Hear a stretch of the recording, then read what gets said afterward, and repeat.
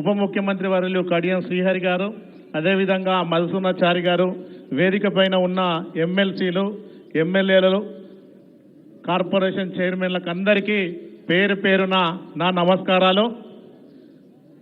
తెలంగాణ ఉద్యమం ప్రారంభం నుండి నిజంగా 2001లో ప్రారంభమైనప్పుడు తెలంగాణ నీళ్లు, నిధులు, నియామకాలలో మాకు అన్యాయం జరుగుతుందని కేసీఆర్ గారి నాయకత్వంలో అందరం కూడా పనిచేసి ఈరోజు కేసీఆర్ నాయకత్వంలోనే నిజంగా బీడులు పడ్డ తెలంగాణను నిజంగా ఈరోజు పచ్చటి తెలంగాణగా మార్చి దేశంలోనే మరి మంచి పేరు తెచ్చుకున్న మన గౌరవనీయులు ముఖ్యమంత్రి గారికి నిజంగా మనం అభినందించవలసిన విషయం.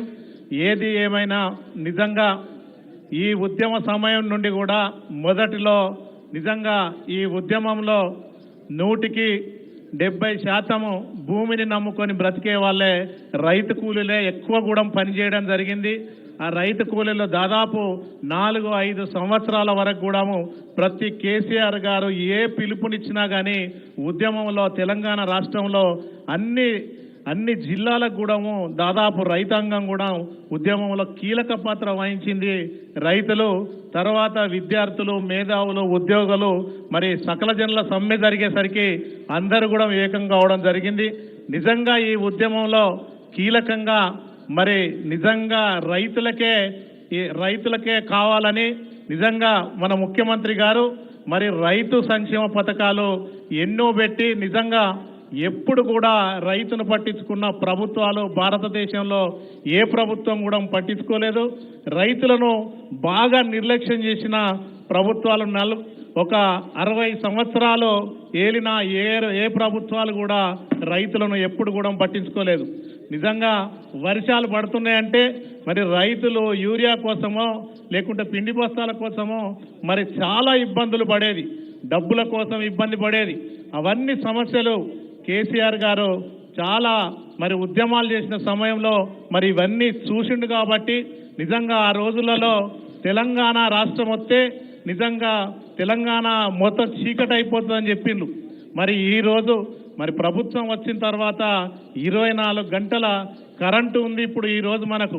అప్పుడు కరెంటు లేకుంటే న్యూస్, ఇప్పుడు కరెంటు ఉంటేనే న్యూస్. ఎప్పుడో ఒకసారి బంద్ అవుతారే కరెంటు బంద్ అయిందనే ఉంటుంది, కానీ అప్పుడు కరెంటు లేకుంటే అది పెద్ద అప్పుడు ఒక న్యూస్ ఉండే. అంటే ఏది ఏమైనా కానీ కేసీఆర్ గారు ఈ రైతులను రైతు బంధు మరి పథకం పెట్టి నిజంగా ఇది ఐక్యరాజ్య సమితిలో ఆ వివరణ అడిగిన సంగతి మనందరికీ కూడా తెలుసు.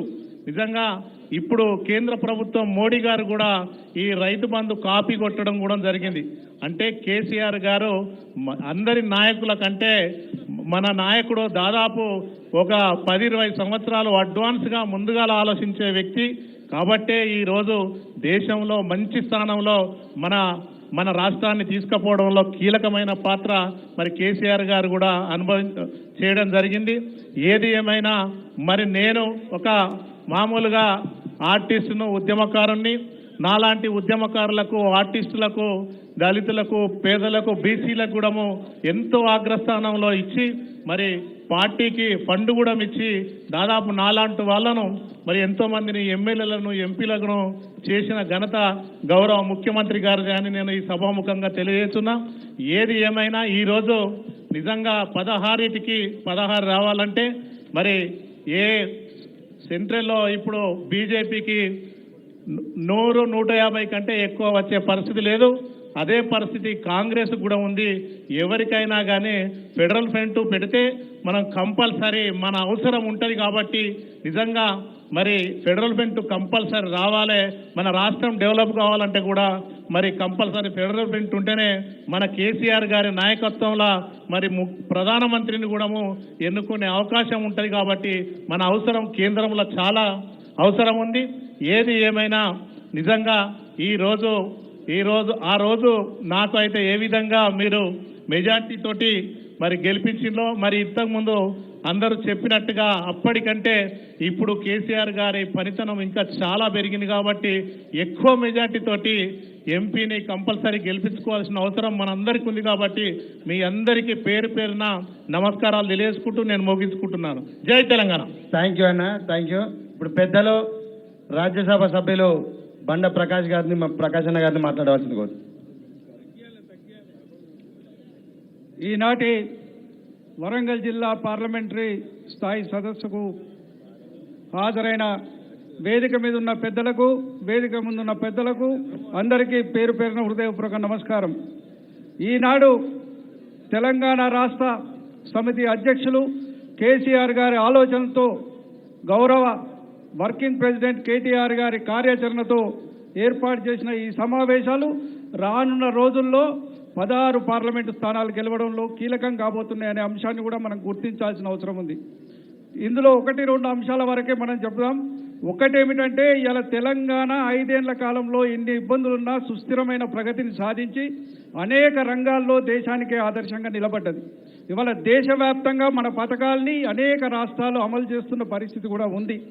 మరి దేశంలో ఇటువంటి సంక్షేమ రాజ్యం అంతటా ఉండాలంటే మరొక్కసారి మనం అధికారంలోకి మరి వచ్చిన తర్వాత ఇంకా సుస్థిరంగా కార్యక్రమాలు చేసే క్రమంలో దేశ రాజకీయాల గురించి ఆలోచించాల్సిన అవసరం ఉందని కూడా గౌరవ ముఖ్యమంత్రి గారు పదే పదే చెప్తారు.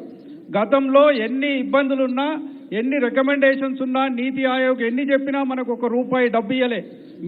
పరకాల నియోజకవర్గం వాళ్ళు కూర్చోవాలండి. అది మిషన్ కాకతీయ కావచ్చు, కాళేశ్వరం ప్రాజెక్టు కావచ్చు, దేనికి ఇవ్వలేదు డబ్బులు. మరి అదే విధంగా రేపు పొద్దున మనం ప్రాంతీయ పార్టీల కూటమితో మనం సుస్థిరమైన ప్రగతిని సాధించే దిశగా కేంద్రంలో ఒక చక్రం తిప్పే విధంగా మనం పాత్ర వహించాలనేది ఇవాళ మన పార్టీ ముందున్న ఎజెండా. రెండో అంశం, ఇవాళ దేశంలో కూడా 70 ఏళ్ల స్వతంత్రం వచ్చినప్పటికీ కూడా అనేక మౌలిక సమస్యలు ఇప్పటి వరకు పరిష్కరించబడలేదని గౌరవ ముఖ్యమంత్రి గారు పదే పదే చెప్తారు. దేశ ప్రజలకు తాగునీరు, సాగునీరు